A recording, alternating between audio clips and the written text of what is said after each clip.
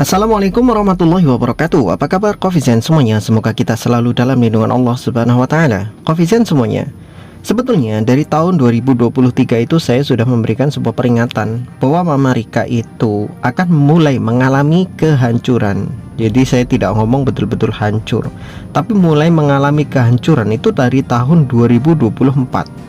Pada saat itu saya menganalisa bukan sebagai seorang dukun yang pintar prediksi, enggak, tetapi kita menggunakan analisa politik gitu. Tahun 2024 itu adalah awal daripada kehancuran Amerika, digempur dengan masalah-masalah ekonomi, digempur dengan masalah-masalah politik, kemudian perebutan kekuasaan dari Joe Biden kemudian sampai kepada Trump saat ini. Itu semuanya konfliknya dari tahun 2024 dan sekarang sudah tahun 2026. Setelah apa yang saya sampaikan 2 tahun yang lalu itu terbukti secara nyata. Tahun 2026 bulan Februari itu berakhir perjanjian damai, yaitu perjanjian anti nuklir. Perjanjian nuklir yang dulu ditandatangani oleh Amerika dengan Rusia. Jelas itu, bulan ini adalah berakhir. Dan ketika bulan ini berakhir, berarti kedamaian dunia ini sedang terancam. Mereka sudah tidak lagi terikat dengan perjanjian anti nuklir gitu. Dalam peperangan nggak boleh pakai nuklir dan sebagainya lah. Pokoknya intinya perjanjian tentang masalah nuklir. Dan itu membuat dunia ketar-ketir. Bayangin aja, nanti ketika perjanjian itu sudah nggak kepakai lagi, kita tahu sendiri, jangankan di atas tidak perjanjian ya. Amerika itu ada perjanjian secara resmi saja, mereka bisa langgar kok. Apalagi nggak ada perjanjian, apalagi tidak ada MOU. Ini jelas-jelas MOU-nya sudah selesai, kontraknya sudah selesai di bulan ini. Ini menjadi sebuah hal yang mengerikan juga, apalagi dengan arogansinya Trump yang sekarang mulai merongrong banyak negara-negara di tetangganya, tetangga dekat, tetangga jauh, semuanya dirongrong semuanya. Apalagi dengan aliansi yang baru yang katanya perdamaian untuk Palestina itu, yang ternyata ujung-ujungnya juga akan melegalkan bahwa Palestina direbut oleh Amerika dan kroco-kroconya untuk diberikan kepada Israel. Itu jelas itu sudah skenario paling jeleknya Trump membuat aliansi seperti itu tuh menguntungkan, tidak pernah menguntungkan rakyat Palestina. Tidak pernah, yang diuntungkan selalu adalah Israel. Itu selalu diuntungkan. Apapun kebijakan Amerika, yang diuntungkan tidak pernah kepada rakyat Palestina, tetapi kepada rakyat Israel. Itu dari dulu sampai sekarang. Bikin perjanjian barulah, bikin perdamaian inilah, bikin perdamaian itulah, campur tangan ini, campur tangan itulah. Semuanya demi siapa? Demi Israel, bukan demi Palestina. Jadi bahkan PBB pun tidak bisa melakukan apapun ketika Amerika mencak-mencak. Ketika Amerika melakukan arogansi, PBB hanya diam saja dan menonton, hanya bisa mengkritik, tapi tidak bisa melakukan apa-apa. Ya bagaimanapun juga PBB itu ya isinya banyak orang-orang Amerika juga. Dan juga pusatnya di Amerika juga gitu loh. Kalau kita ngomongkan pusatnya di mana, ya di sana-sana juga gitu. Dan mereka ini orang-orangnya Amerika juga paling banyak di situ. Banyak orang-orang di PBB berbicara tentang HAM, hak asasi manusia, berbicara tentang masalah Palestina, dukung kemerdekaan Palestina. Tetapi nyatanya apa yang terjadi sampai saat ini juga enggak ngefek sama sekali, yang membuktikan bahwa mereka semuanya bersandiwara seolah-olah mereka itu mendukung Palestina, tapi tetap saja mereka tidak melakukan apa-apa untuk Palestina. Dan kembali lagi, di tahun 2026 ini adalah mungkin ini pembuka Perang Dunia Ketiga, seperti yang sudah diprediksi oleh para ilmuwan-ilmuwan, termasuk Einstein itu sendiri sudah mengatakan bahwa Perang Dunia Ketiga itu adalah perang puncak di mana manusia menggunakan teknologinya yang paling canggih. Dan teknologi paling canggih yang dimiliki saat ini oleh manusia untuk berperang adalah teknologi nuklir. Dan nuklir paling canggih saat ini adalah miliknya Amerika dan Rusia, yang rudal nuklirnya itu udah nggak mungkin meleset gitu. Meskipun mungkin ada orang mengatakan, oh Iran canggih.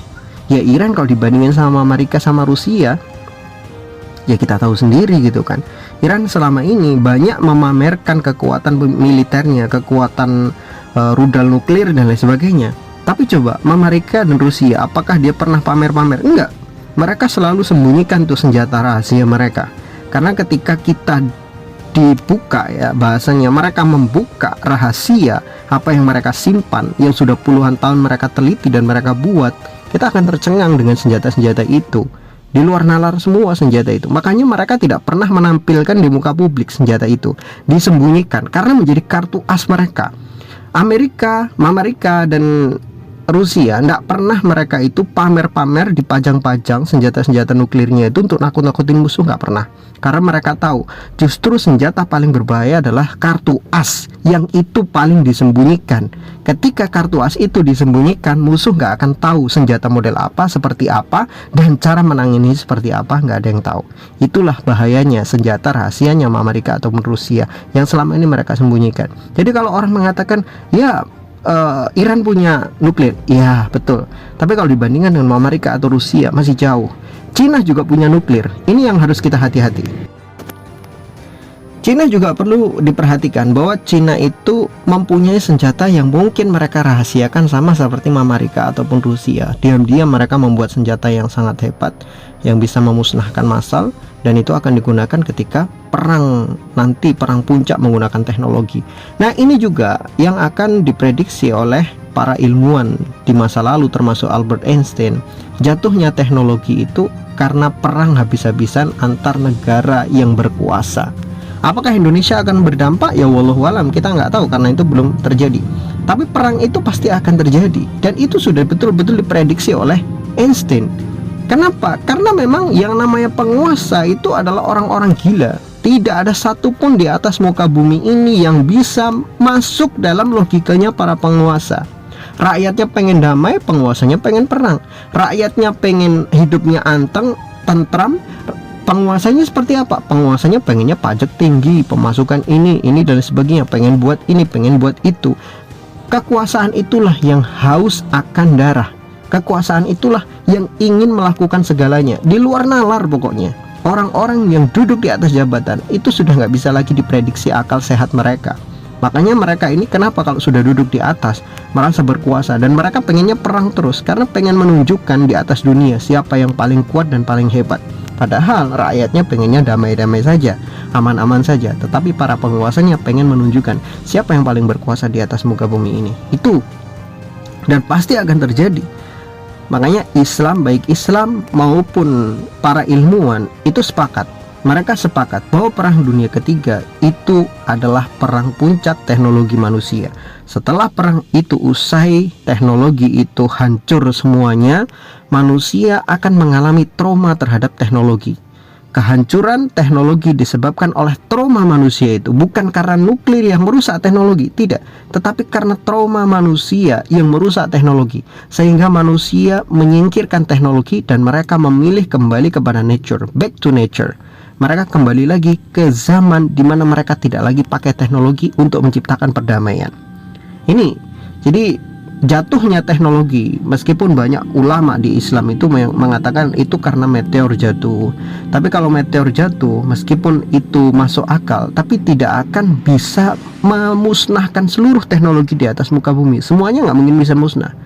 Karena misalkan batu yang jatuh itu adalah batu besi, jatuh di satu tempat, maka menginduksinya itu kan nggak mungkin seluruh bumi. Pasti ada bagian-bagian bumi di tempat lain yang tidak terinduksi, dan itu masih bisa menjalankan teknologi-teknologi yang ada kan. Dan manusia juga pasti bisa berkreasi-kreasi kembali dengan teknologi-teknologi yang lebih modern, yang bisa melawan induksi itu.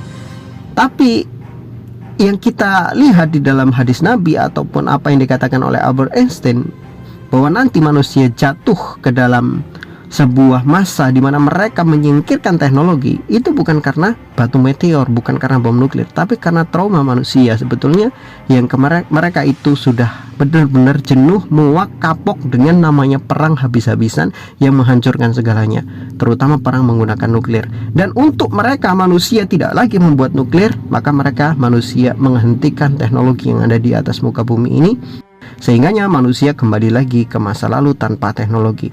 Dan setelah itu muncul nanti perang dunia keempat yang disebut sebagai Armageddon. Diprediksi oleh Albert Einstein bahwa Armageddon, perang dunia keempat, itu bukan lagi menggunakan senjata-senjata modern, tetapi menggunakan senjata-senjata berupa batu, berupa kayu, tombak, pedang, dan lain sebagainya. Itu adalah prediksi dari Albert Einstein. Kalau saya yang memprediksi, saya bisa ngawur. Tapi kalau Albert Einstein yang memprediksi, nggak mungkin Albert Einstein orang yang ngasal-ngasalan. Dia orang yang sangat cerdas. Bukan berarti Albert Einstein itu dukun, enggak. Dia paham betul watak, alur, sifat, cara fikir para penguasa-penguasa di atas muka bumi. Dia tahu betul seluk-beluk di atas muka bumi itu seperti apa penguasa-penguasanya. Dan mereka tahu betul, apalagi Albert Einstein, mereka paham betul bahwa orang-orang seperti itu tidak akan pernah menginginkan kedamaian ada di atas muka bumi sampai muncul penguasa paling berkuasa di atas muka bumi. Entah itu Amerika, entah itu Rusia yang akan jadi pemenang di perang dunia ketiga, tetapi endingnya akan tetap sama, teknologi akan hancur. Wallahu a'lam bishawab, semoga bermanfaat.